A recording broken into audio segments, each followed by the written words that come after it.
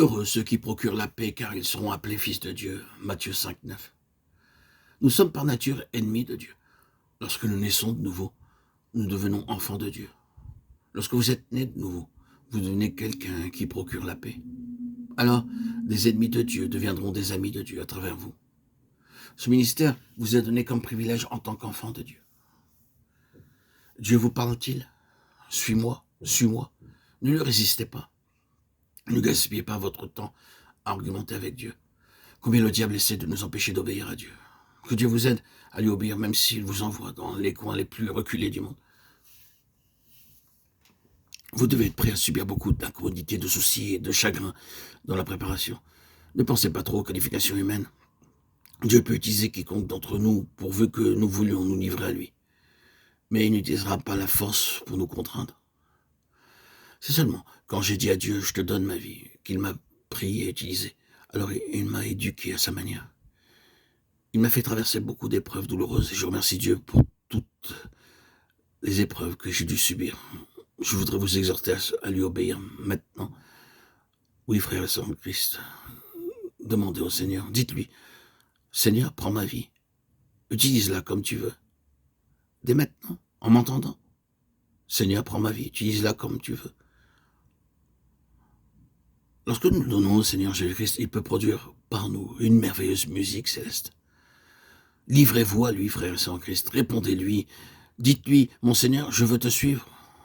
Prends ma vie, fais de moi ton témoin. Utilise-moi pour ta gloire. Je désire dépenser et me dépenser moi-même pour toi. Alors que vous êtes encore jeune, donnez-lui votre vie. N'attendez pas de vieillir. Heureux ceux qui procurent la paix, car ils seront appelés fils de Dieu. Ils satisferont Dieu. Heureux ceux qui sont persécutés pour la justice, car le royaume des cieux est à eux. Matthieu 5, 10. Il y a quelques années de cela, un musulman vient me voir.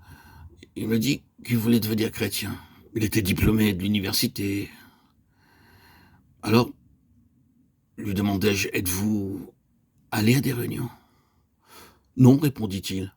Je lui demandai comment s'intéresse-t-il à l'évangile. Il me dit qu'un jour, il était parti voir un ami hindou dans le voisinage. Il y avait une petite véranda devant la maison de son ami, tandis qu'il se tenait là, quelqu'un vint pour balayer et mit sa poubelle dans un coin. Alors que cet homme balayait, un commerçant hindou vint aussi dans la maison et entra dans la véranda. Il portait une longue robe et il arriva que sa robe toucha la poubelle. L'homme se mit très en colère. Il enleva sa chaussure et se mit à frapper le balayeur en disant « Pourquoi as-tu mis cette poubelle-là » C'est ma tâche, je suis venu pour balayer, répondit-il. Disant cela, le balayeur tendit son autre joue et dit « Dieu vous bénisse ». La scène terminée, le musulman qui l'avait observé dit au balayeur « Pourquoi l'avez-vous permis de vous frapper ? Ce n'était pas votre faute, vous ne faisiez que votre tâche.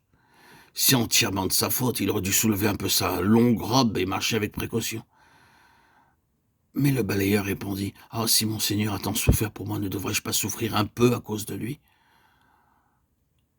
Ainsi, le musulman continua son histoire et me dit « L'amour du balayeur m'a travaillé au plus profond de mon cœur, dans tout mon être, pendant si longtemps. C'est pourquoi aujourd'hui, maintenant, je veux devenir chrétien. » Ce musulman devint chrétien, il fut baptisé et devient un bon témoin du Seigneur.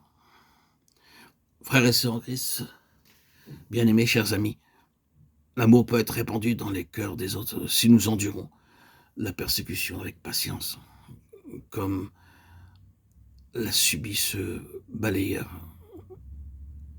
Il fut par son attitude un modèle, illustrant la souffrance et les afflictions qu'a subi notre Seigneur, et par cela même influençant d'autres personnes telles que ce musulman,